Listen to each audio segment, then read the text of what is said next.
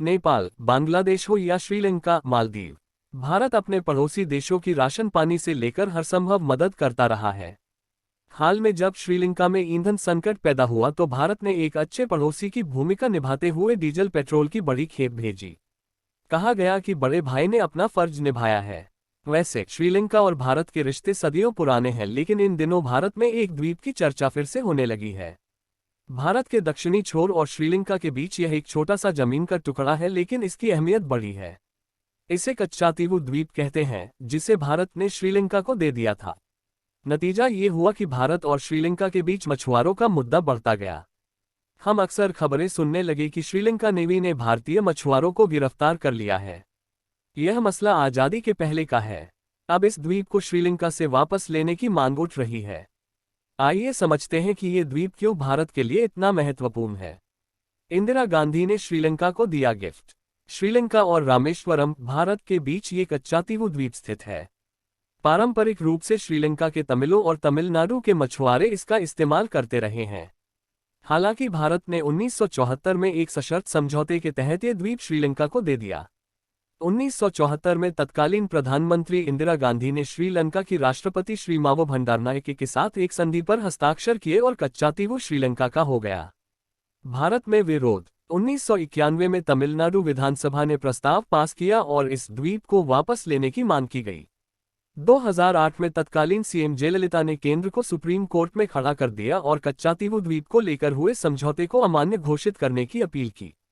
उन्होंने कहा कि श्रीलंका को कच्चातीवू गिफ्ट में देना असंवैधानिक है। अब इसकी खासियत समझिए। कच्चातीवू पाक जलडमरू मध्य में समुद्र तट से दूर निर्जन द्वीप है। बताते हैं कि 14वीं शताब्दी में ज्वालामुखी विस्फोट के कारण ये द्वीप बना था।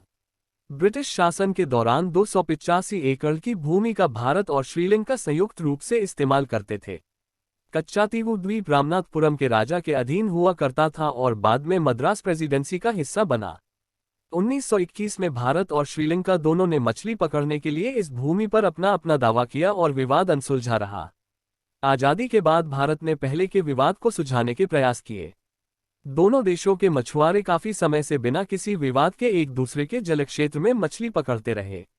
लेकिन यह विवाद उस समय उठा जब दोनों देशों ने 1974 से 76 के बीच समुद्री सीमा समझौतों पर हस्ताक्षर किए। इस समझौते से भारत और श्रीलंका के बीच अंतर्राष्ट्रीय समुद्री सीमा निर्धारित हो गई। भारतीयों पर लगी पाबंदी। समझौते का मकसद पाक जलडमरू मध्य में संसाधन प्रबंधन और कानून प्रवर्तन में सुविधा देना था।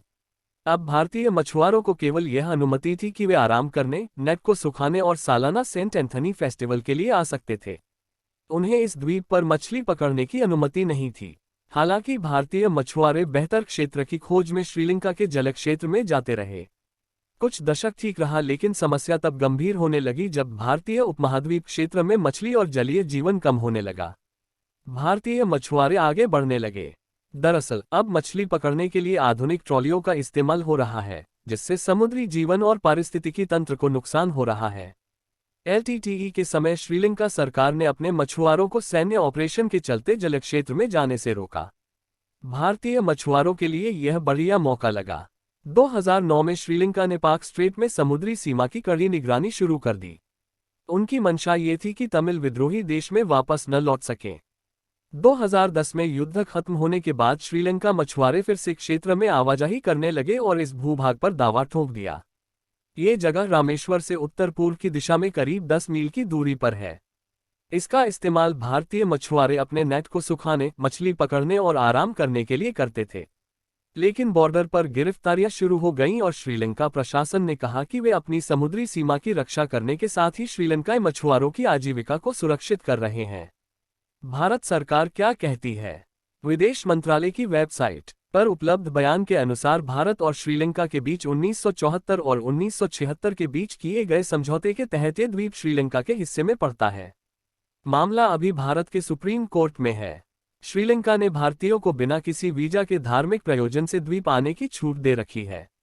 2014 में मामला मद्रास हाई कोर्ट में गया था। विदेश मंत्रालय ने हलफनामा दिया कि मामला सुलझ चुका है और श्रीलंकाई जलक्षेत्र में जाने का भारतीय मछुआरों को कोई हक नहीं है। इस पर तत्कालीन सीएम जयललिता ने पीएम नरेंद्र मोदी को पत्र लिखकर फैसले पर पुनर्विचार करने की बात कही थी। अब एक बार फिर मामला उठने से बातें होने लगी हैं कि जिस द्वीप को पूर्व प्रधानमंत्री इंदिरा गांधी ने श्रीलंका को गिफ्ट किया था, क्या अपने मछुआरों के हित में प्रधानमंत्री नरेंद्र मोदी वापस लेंगे। तर्क दिए जा रहे हैं कि कोई भी अंतर्राष्ट्रीय समझौता संबंधित देश के हितों पर आधारित होता है। अगर इंदिरा सरकार के समय हुए समझौते से भारतीयों को नुकसान हो रहा है तो उसे डील को तोड़ देना चाहिए। यह क्षेत्र भले ही करीब 1.15 वर्ग किमी का हो, लेकिन ये भारतीयों के हितों के लिहाज से काफी कीमती है।